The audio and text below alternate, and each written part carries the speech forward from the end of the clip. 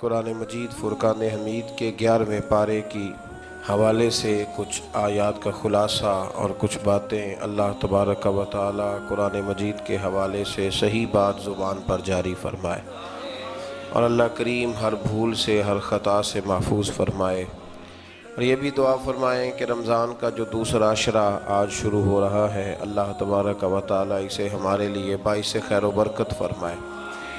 11ویں پارے کے مضامین جو ہیں، اس پارے کے شروع میں اللہ تعالیٰ نے نبی کریم صلی اللہ علیہ وسلم کو غیب کی خبر پر مطلع فرمایا ہے کہ جب آپ سفر جہاد سے واپس مدینہ طیبہ پہنچیں گے تو بغیر کسی عذر کے جہاد سے پیچھے رہنے والے منافقین جھوٹی قسمیں کھا کھا کے اپنا عذر بیان کریں گے۔ کہا محبوب آپ جائیں گے نا تو جو منافق ہے نا وہ جھوٹی قسمیں کھائیں گے۔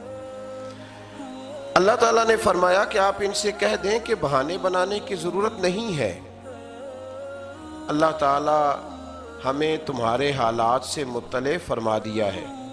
یہ واقعہ غزوہ تبوک سے پیچھے رہ جانے والوں کا ہے، جو لوگ غزوہ تبوک سے پیچھے رہ گئے تھے منافقین، ان کی بات ہو رہی۔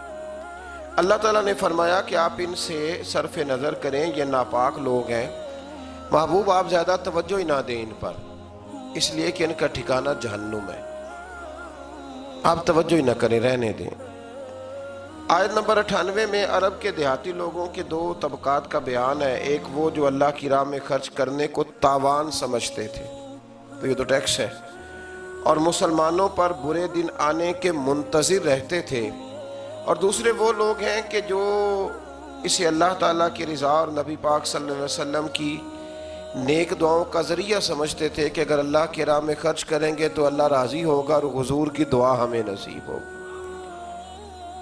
تو آیت نمبر 100 میں اللہ تعالیٰ نے ایمان لانے میں پہل کرنے والے مہاجرین اور انصار اور نیکی کے ساتھ ان کی پیروی کرنے والے، یہ بھی ضرور ذہن میں رکھیں کہ انصار اور مہاجرین جو پہلے ایمان لائے اور پھر جن لوگوں نے نیکی کے ساتھ ان صحابہ کی پیروی کی، ان لوگوں کو اللہ تعالیٰ نے اپنی رضامندی کی سند عطا فرمائی ہے، اور فرمایا ان کے لیے جنت کی دائمی نعمتیں ہیں۔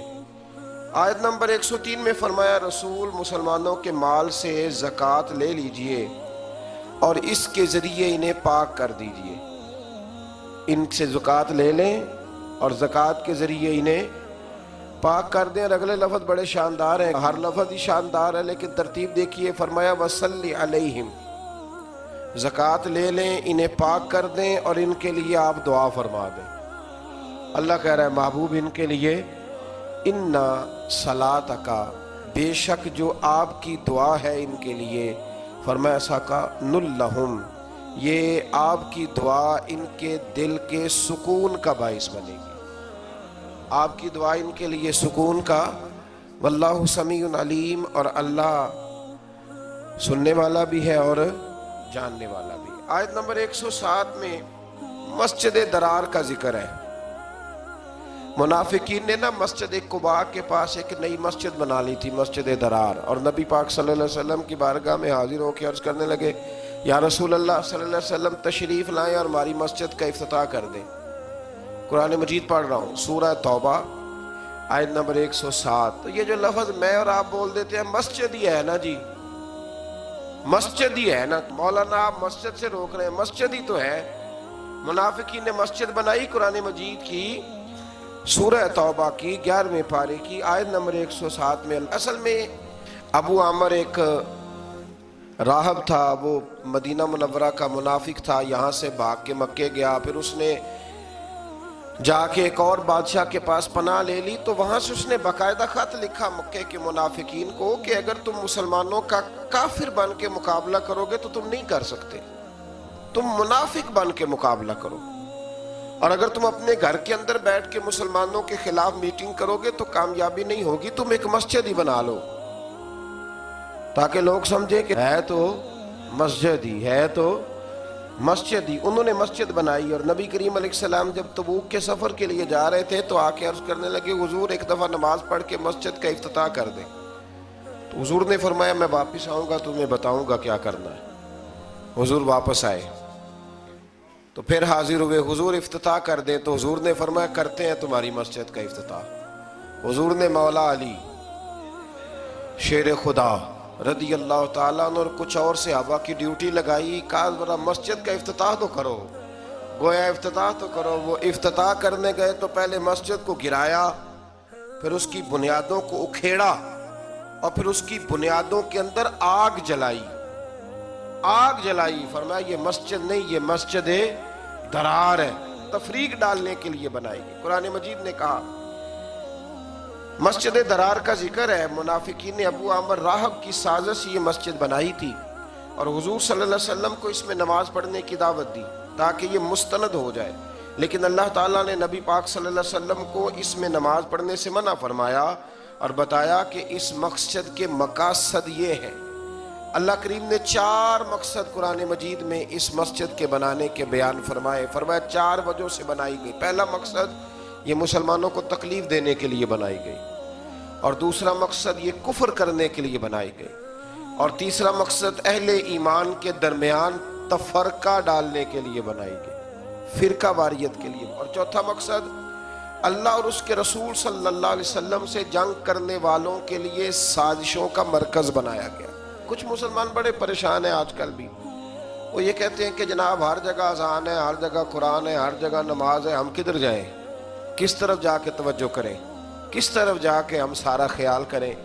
آپ الحمد سے لے کر والناس تک سارا قرآن پڑھ لیں، نہ کسی منافق کو مسجد سے اختلاف تھا، نہ قرآن پاک سے اختلاف تھا، نہ کسی منافق کو نماز سے اختلاف تھا، نہ بیت اللہ سے اختلاف تھا۔ منافق کو اگر تکلیف تھی تو نبی پاک کی عظمت اور شان کی تکلیف تھی۔ قرآن مجید کے اندر تو آپ کو منافقین کا ذکر جو ہے وہ انفرادی طور پہ ملے گا، تو 28ویں پارے میں تو پوری سورت ہے سورہ منافقون۔ تو سورہ منافقون کا جب آپ مطالعہ کریں گے تو کھلی واضح آیات ملیں گی کہ جب منافقوں سے کہا جاتا تھا نا کہ نبی پاک کی بارگاہ میں آؤ، وہ سارے ہلا کے کہتے تھے سارے کام کرنے ہیں پر حضور کے پاس نہیں جانا۔ بلکہ عبداللہ بن ابی سلول سے جب کسی نے کہا کہ تو حضور کی تعظیم کیوں نہیں کرتا، تو یہ لفظ ہیں امام رازی نے لکھے، لگا تم نے کہا کہ ان کا کلمہ پڑھو، ہم نے پڑھ لیا، تم نے کہا کہ ان کے پیچھے نماز پڑھو تو ہم نے پڑھ لی، تو اب تم کہتے ہو ہم معاذ اللہ محمد ابن عبداللہ کی عبادت ہی شروع کر دیں۔ یعنی وہ تعظیم کو عبادت کا نام دیتے تھے۔ منافقین کا طریقہ ہے کہ حضور کی تعظیم کو عبادت کا نام دیتے ہیں، حالانکہ وہ عبادت نہیں، وہ تعظیم ہے۔ تعظیم اور ہوتی ہے اور عبادت اور ہوتی ہے۔ اللہ تعالیٰ نے نبی پاک صلی اللہ علیہ وسلم کو فرمایا کہ آپ واپسی کے سفر میں مسجد قباء میں قیام کریں، جس کی بنیاد تقوی پہ رکھی گئی ہے اور جس میں اللہ کے پسندیدہ بندے نماز پڑھتے ہیں۔ منفی مقاصد کے لیے بنائی ہوئی اس مسجد کے برابر وہ مسجد نہیں ہو سکتی۔ اس سے معلوم ہوا کہ بعض اوقات بظاہر نیک کام اگر منفی مقاصد کے لیے کیا جائے تو اللہ کے ہاں اس کی کوئی قبولیت نہیں ہے۔ آیت نمبر 111 میں فرمایا کہ اہل ایمان کا اللہ تعالیٰ سے سودا ہو گیا ہے۔ سودا کیا ہوا ہے؟ انہوں نے اپنے مال اور جان اللہ کے ہاتھ فروخت کر دیے ہیں، یعنی وہ سب کچھ اللہ کی رضا کے لیے قربان کرنے کو تیار ہے، اور اللہ تعالیٰ انہیں جنت عطا فرمائے گا۔ مال بھی دیں گے، جانیں بھی دیں گے، تو اللہ کیا دے گا؟ جان تو بڑی دور کی بات ہے، مال کوئی نہیں دیتے لوگ، یہ بڑا مشکل کام ہے۔ جنت تو چاہیے نا جی۔ اور نبی پاک علیہ السلام کے صحابہ جنت کی خواہش کرتے تھے، جنت کی دعا کرتے تھے۔ یہ سودا ہو گیا، اور سودا کرایا کس نے؟ میرے اور آپ کے پیارے حبیب صلی اللہ علیہ وسلم، حضور نے یہ سودا کرایا۔ آیت نمبر 112 میں اللہ تبارک و تعالیٰ نے نا اہل ایمان کی علامتیں بیان کی ہیں کہ مومن ہوتے کون ہیں۔ وہ ہمارا ایک مزاج ہے نا، مومنوں والا کام کوئی بھی نہ کریں، لیکن کسی کی یہ جرت نہیں کہ وہ ہمیں معاذ اللہ تعالیٰ تھوڑی دیر کے لیے بھی غیر مسلم کہہ دیں، کہنا بھی نہیں چاہیے۔ لیکن اگر ہم اہل ایمان کہلاتے ہیں تو جو صفات اہل ایمان کی قرآن بیان کرتا ہے بغیر کسی تشریح اور تفسیر کے، وہ صفات تو ہمارے اندر ہونا چاہیے کہ نہیں ہونا چاہیے۔ اللہ تعالیٰ نے فرمایا مومن ہوتے کون ہیں، ان کی صفات بیان کی ہیں اسی سورہ کی آیت نمبر 112 کے اندر۔ فرمایا التائبون العابدون الحامدون السائحون الراکعون الساجدون الآمرون بالمعروف والنہون عن المنکر والحافظون لحدود اللہ، فرمایا مومن وہ ہیں جو توبہ کرنے والے ہیں، اللہ تبارک و تعالیٰ کی عبادت کرنے والے ہیں، حمد و ثنا کرنے والے ہیں، روزے رکھنے والے ہیں، رکوع کرنے والے ہیں، سجدہ کرنے والے ہیں، نیکی کا حکم دینے والے ہیں اور برائی سے منع کرنے والے ہیں اور اللہ کی حدود کی حفاظت کرنے والے ہیں۔ فرمایا وَبَشِّرِ الْمُؤْمِنِينَ، اے محبوب ان صفات والے مومنوں کو میری رحمت اور جنت کی خوشخبری عطا فرما دے۔ حکمران بھی فٹافٹ بول کے کہتے ہیں کہ آپ کو زیادہ مومن ہیں، ہم بھی تو مسلمان ہیں، تو بھئی اللہ تعالیٰ نے یہ ایمان کی صفات بیان کی ہیں کہ وہ نیکی کا حکم دیں گے، برائی سے منع کریں گے اور وہ اللہ کی حدود کی حفاظت کریں گے، پہرے داری کریں گے دین کی سرحدوں کی۔ تو اگر یہ صفات کسی میں بھی پائی جائیں گی تو پکا مومن ہے، لیکن صفت کوئی بھی نہ پائی جائے۔ حضرت مولا رومی رحمت اللہ تعالیٰ علیہ فرمایا کرتے تھے کہ درخت خالی اگے تو نہیں پتہ چلتا کہ درخت ہے، لیکن اگر اس پہ کنوں لگ جائے تو پتہ چلتا ہے کہ مالٹے کا درخت ہے۔ فرماتے ہیں ویسے نہیں پتہ چلتا کہ بیل کس چیز کی ہے، بیل کس چیز کی ہے ویسے پتہ نہیں چلتا، لیکن اگر اس کے اوپر کوئی پھل لگ جائے تو پتہ چل جاتا ہے کہ یہ کس چیز کی ہے۔ فرماتے ہیں بندہ دیکھ کے کیسے پتہ چلے گا کس مذہب کا ہے؟ اذان ہو جائے، مسجد میں جا کے جماعت سے شامل ہو جائے تو پتہ چلے گا محمد عربی کا کلمہ پڑھنے والا ہے، یہ رسول اللہ صلی اللہ علیہ وسلم کا غلام ہے۔ پتہ تو کاموں سے چلے گا نا، کہ خالی لیبل لگانے سے پتہ چلے گا۔ اللہ اہل ایمان جیسے کام کرنے کی توفیق عطا فرمائے۔ اسی سورہ مبارکہ کی آیت نمبر 118 میں غزوہ تبوک سے پیچھے رہنے والے 3 صحابہ حضرت کعب بن مالک، ہلال بن امیہ اور مرارہ بن ربیع رضی اللہ تعالیٰ عنہ، یہ 3 پیچھے رہ گئے۔ ان کا بھی بیان ہے کہ انہوں نے جھوٹی بہانے بازی نہیں کی بلکہ اپنی غلطی تسلیم کر لی۔ انہیں ایک ابتلا کے دور سے گزرنا تو پڑا، لیکن اللہ تعالیٰ نے ان کی توبہ کی قبولیت کے لیے اپنے نبی پاک علیہ السلام پر وحی فرمائی اور ان کا بہت بڑا اعزاز اللہ نے بیان فرمایا۔ سچ بولنا مشکل ضرور ہوتا ہے، انسان آزمائش میں مبتلا ہو جاتا ہے۔ حضرت کعب بن مالک بھی فرماتے ہیں کہ منافقین نے بھی تبوک سے واپسی پر حضور سے جھوٹ بولے تو وہ بچ گئے۔ پہلے میرے دل میں بھی یہ وسوسہ آیا کہ میں بھی کہہ دوں، کوئی بہانہ کر دوں، پھر سوچا کس کے سامنے کروں؟ جسے اللہ تعالیٰ نے سینوں کا نور اور علم عطا فرمایا ہے، ہر چیز حضور جانتے ہیں۔ کہتے میں نے کہا نہیں سچ بولنا۔ حضور نے فرمایا کیوں نہیں گئے تھے؟ تو میں نے کہا حضور غلطی ہو گئی، بھول گیا تھا۔ فرماتے حضور ناراض ہو گئے، 50 دن حضور ناراض رہے۔ میری بیوی کو میکے بھیج دیا گیا۔ فرماتے ہیں کوئی شخص میرے ساتھ بات نہیں کرتا تھا، حتیٰ کہ میرا یہ حال تھا کہ میں مسجد شریف میں نماز کے لیے جاتا، جب میں حضور کو دیکھتا تو نبی پاک روک پھیر لیتے، اور جب میں توجہ کرتا تو مجھے سمجھ آتی کہ اس وقت میرے رسول مجھے دیکھ رہے ہیں۔ ہمارے صوفیہ ترجمہ کرتے ہیں نا قرآن کا اور عشق کی ان داستانوں کا، میں ویکھاں تے میرا یار نہ ویکھے، جے میں نام ویکھاں تے ہو ویکھے تے ایڈے نصیب کتھوں تتڑی دے، او میرے وچ ویکھن دے ویکھے، غلام فریدہ بوے یار دے مریے، پاویں ویکھے یا نہ ویکھے۔ تو آپ فرماتے ہیں کہ بہت سارے لوگ مجھے یہ وسوسہ دیتے تھے کہ دیکھا نا تو نے سچ بول کے تو پھر کیا ملا؟ تو فرماتے ہیں پھر اللہ نے فضل کیا اور 50 دنوں کے بعد رب کریم نے میری توبہ کا اعلان قرآن میں فرمایا۔ فرمایا سچ بولا، وقتی طور پر آزمائش ہوئی، پر قیامت تک کے لیے میری توبہ کا ذکر اللہ نے قرآن مجید میں فرما دیا۔ اسی طرح سے آیت نمبر 122 میں بیان کیا گیا ہے کہ سارے مسلمان اپنے سارے مشاغل کو چھوڑ کر اپنے آپ کو دین کے لیے وقف نہیں کر سکتے۔ اللہ اس بات کو جانتا ہے کہ یہ وقف نہیں کر سکتے سارا کچھ چھوڑ کے، پس ضروری ہے کہ ہر علاقے اور طبقہ زندگی میں سے کچھ لوگ دین کی راہ میں نکلیں اور دین میں مہارت حاصل کریں تاکہ وہ اپنی قوم کو اللہ کے عذاب سے ڈرائیں۔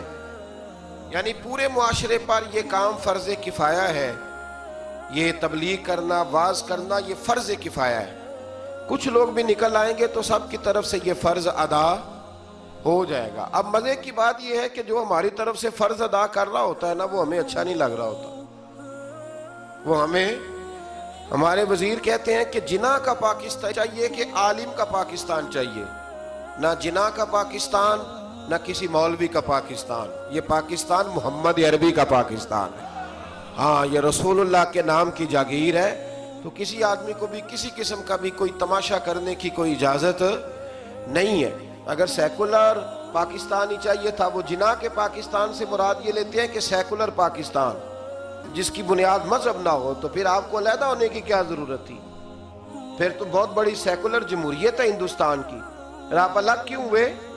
کیا ضرورت تھی اتنے لوگوں کا خون بہانے کی؟ عجیب فلسفہ ہے، لوگ بیان کر دیتے ہیں اور سننے والے چپ کر کے سن لیتے ہیں۔ یہ قائد اعظم کے میں بڑی دفعہ حوالے دے چکا ہوں، جس کو ضرورت ہو وہ مجھ سے کتاب لے کے دیکھے۔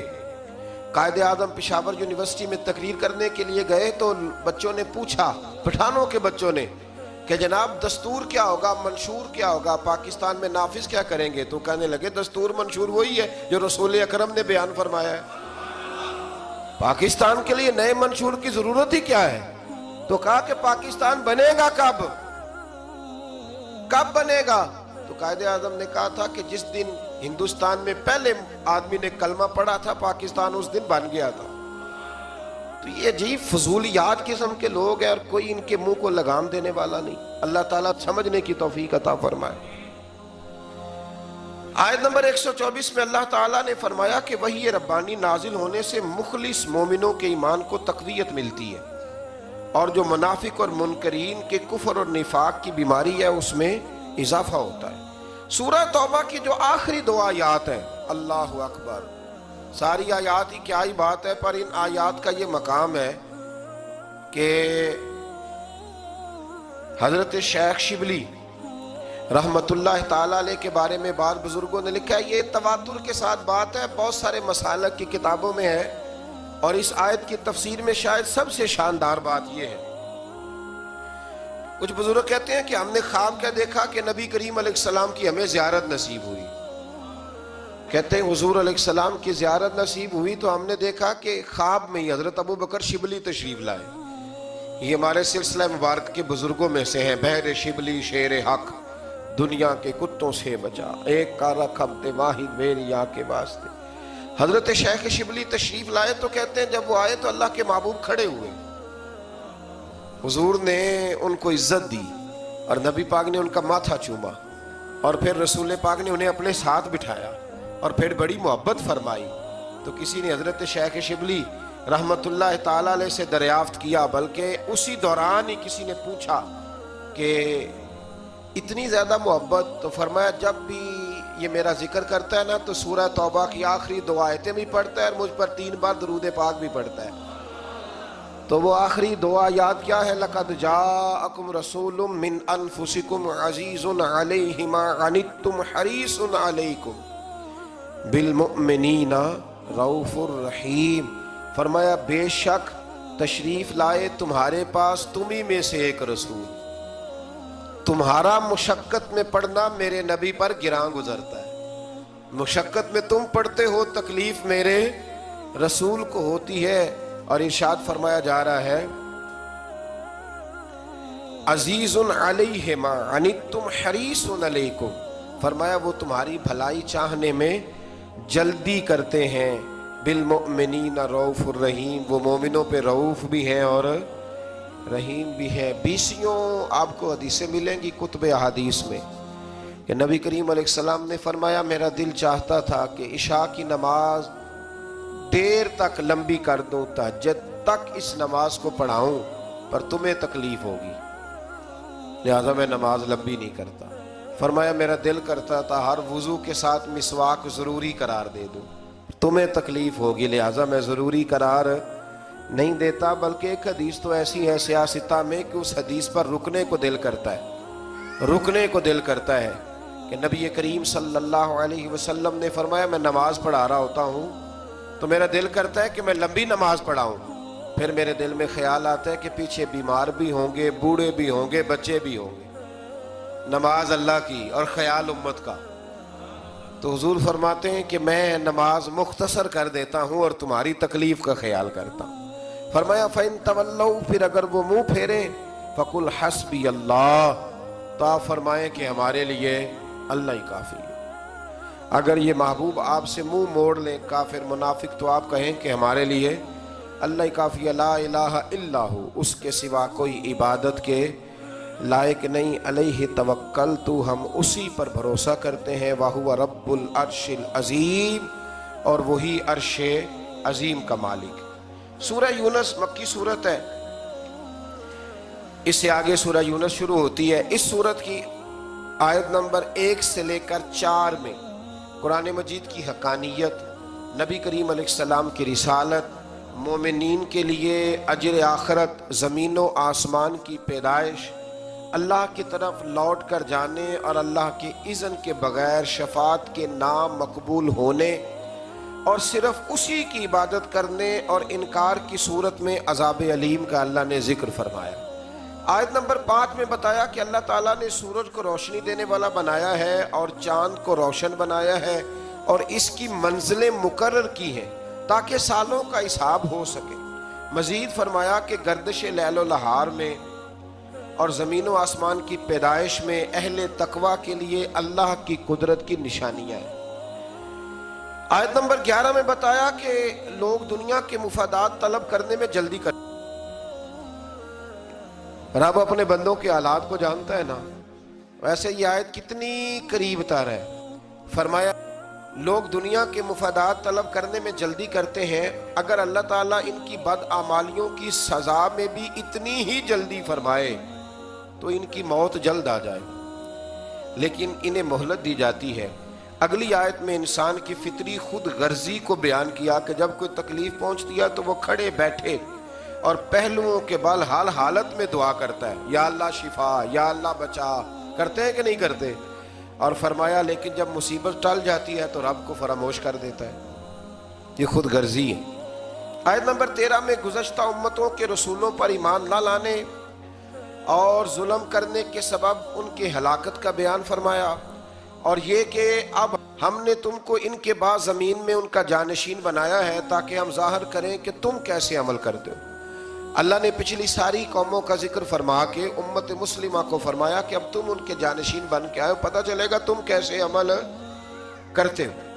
آیت نمبر 15 میں بتایا کہ منکرین آخرت کے سامنے جب آیات قرآنی کی تلاوت کی جاتی ہے تو وہ کہتے ہیں کہ آپ اس کے علاوہ کوئی اور قرآن لے آئیں، اللہ اکبر، یا اس کو تبدیل کر دیں۔ تو اللہ تعالیٰ نے فرمایا کہ اے رسول صلی اللہ تعالی علیہ وسلم آپ ان سے کہہ دیں کہ مجھے اپنی طرف سے اس میں تبدیلی کا اختیار نہیں ہے، میں تو صرف وحی ربانی کی پیروی کرتا ہوں۔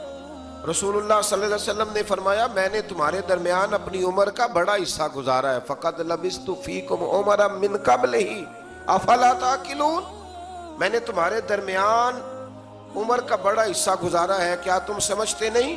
یعنی اس 40 سالہ زندگی میں تم نے میرے قول و قرار میں، کردار میں کوئی جھول یا کوئی نقص دیکھا ہے تو بتاؤ۔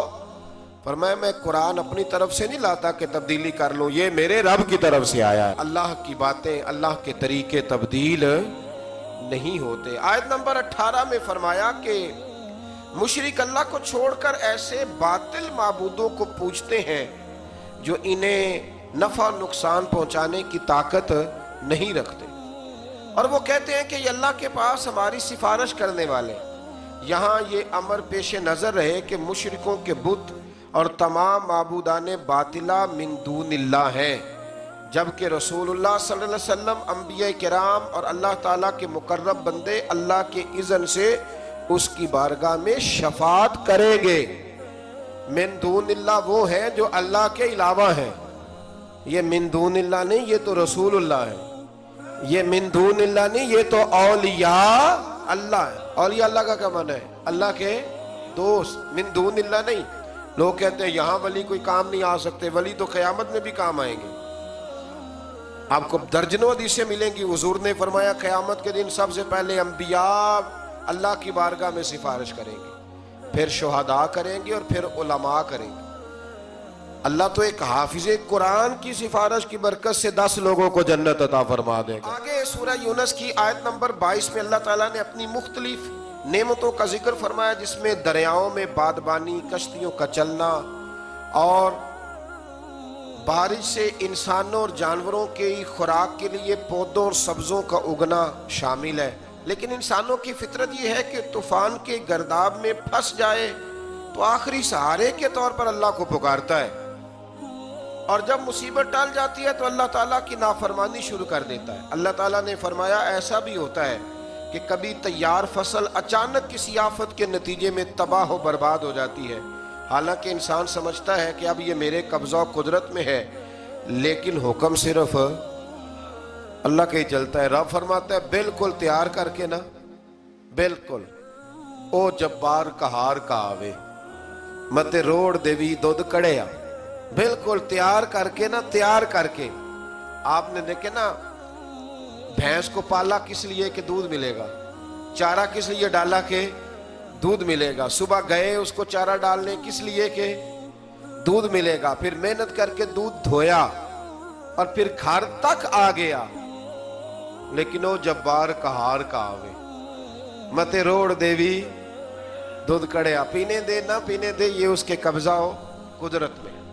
آیت نمبر 26 میں بتایا کہ قیامت کے روز نیک اعمال کرنے والوں کو بہترین جزا ملے گی اور برائی کا ارتکاب کرنے والوں کے چہرے سیاہ ہو جائیں گے معاذ اللہ۔ آیت نمبر 28 میں قیامت کے دن مشرکین اور ان کے معبودوں کے درمیان پھوٹ پڑنے اور معبودوں کو ان کی عبادت سے بے خبری کا ذکر فرمایا گیا۔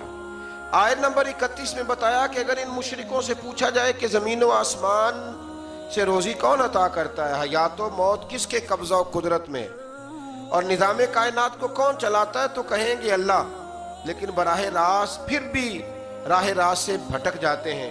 یہ بھی بتایا کہ پہلی بار اسی نے پیدا کیا اور دوبارہ بھی وہی پیدا کرے گا، یعنی دوبارہ مرنے کے بعد دوبارہ اٹھائے گا بھی وہی۔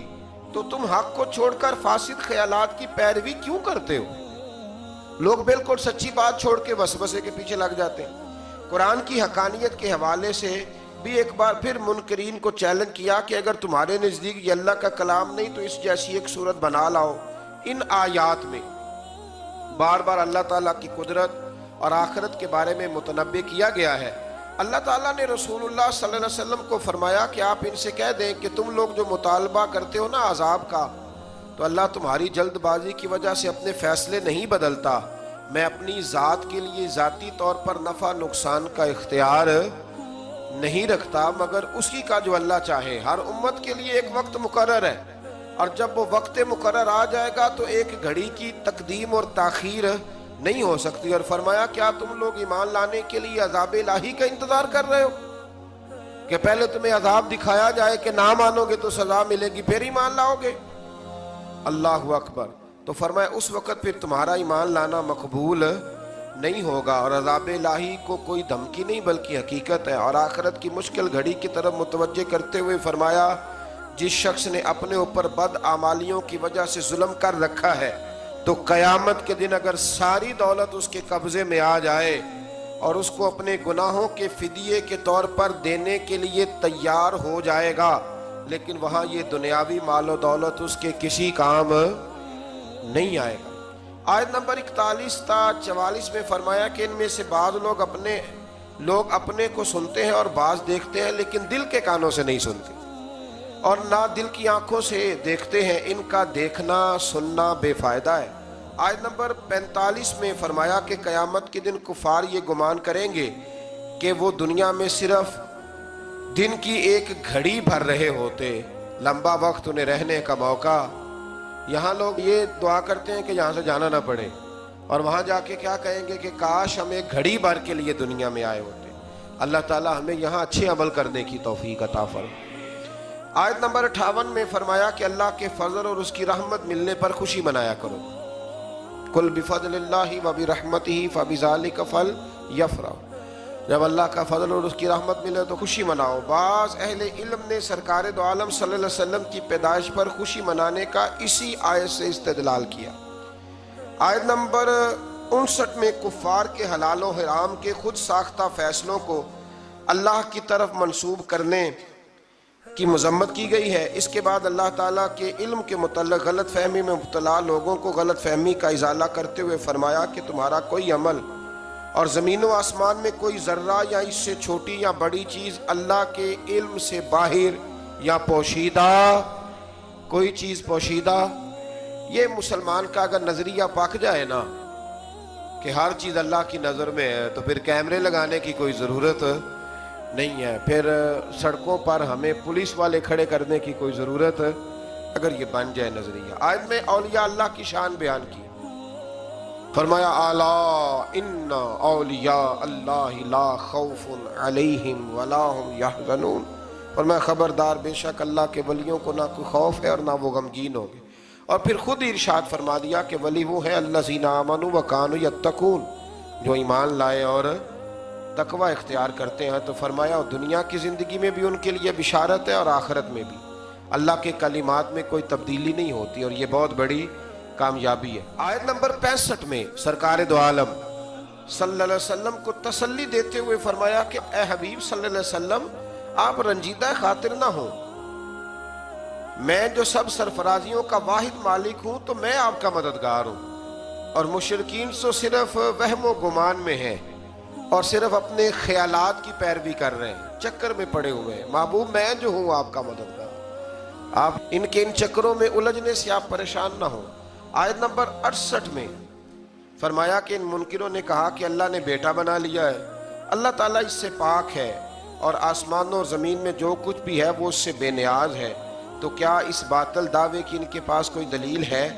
آیت نمبر 71 سے لے کر تقریباً 90 تک اللہ تعالیٰ نے حضرت نوح علیہ السلام کا اور ان کی قوم کا ذکر فرمایا، اور حضرت موسیٰ علیہ السلام کا جادوگروں کا جو واقعہ پچھلے سپاروں میں ہم دیکھ آئے ہیں اس کو اللہ تبارک و تعالیٰ نے بیان فرمایا ہے، اور پھر سے بنی اسرائیل والوں کو یہ بات یاد دلائی ہے کہ تم اللہ کی نافرمانی کرنے والی قوم۔ آیت نمبر 90 سے بیان کیا کہ ہم نے بنی اسرائیل کو سلامتی کے ساتھ سمندر پار کرا دیا تھا، اور فرعون اور اس کے لشکر عداوت اور سرکشی میں ان کے تعاقب میں آئے، یہاں تک کہ جب سمندر میں غرق ہونے لگے تو فرعون نے کہا میں اس ہستی پر ایمان لایا جس پر بنی اسرائیل والے ایمان، جب غوطے لگے نا چار تو کہنے لگا میں ایمان لایا، جس کے سوا کوئی عبادت کے مستحق نہیں اور میں مسلمانوں میں سے ہوں۔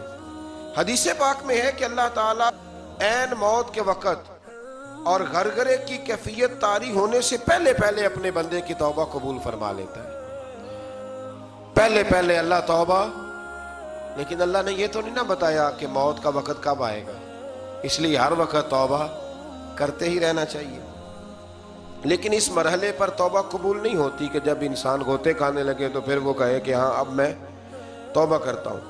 اسی طرح سے کچھ لوگ، ملا رومی رحمۃ اللہ علیہ فرماتے ہیں کہ وہ بھیڑیا بہت ضعیف ہو گیا تھا، تو ایک دن اس کے پاس لومڑی بیٹھی تھی تو ایک بکری آئی، تو لومڑی کہنے لگی بھیڑیے سے کہ وہ شکار آیا ہے، بادشاہ آؤ، تو کہنے لگا نہیں اب میں نے توبہ کر لی ہے، اب میں شکار نہیں کرتا، میں نیک ہو گیا ہوں۔ تو لومڑی بڑا تیز جانور ہے، کہنے لگی نہیں تو نے توبہ نہیں کی، اب تجھ سے بھاگا ہی نہیں جاتا، اب تجھ سے شکار پکڑا ہی نہیں جاتا، اب تو نے توبہ نہیں کی، اب تیری ویسے ہی توبہ ہو گئی، تو نے توبہ نہیں کی تو اسی لیے در جوانی توبہ کردن شیوائے پیغمبری، اللہ سمجھنے کی توفیق عطا فرمائے۔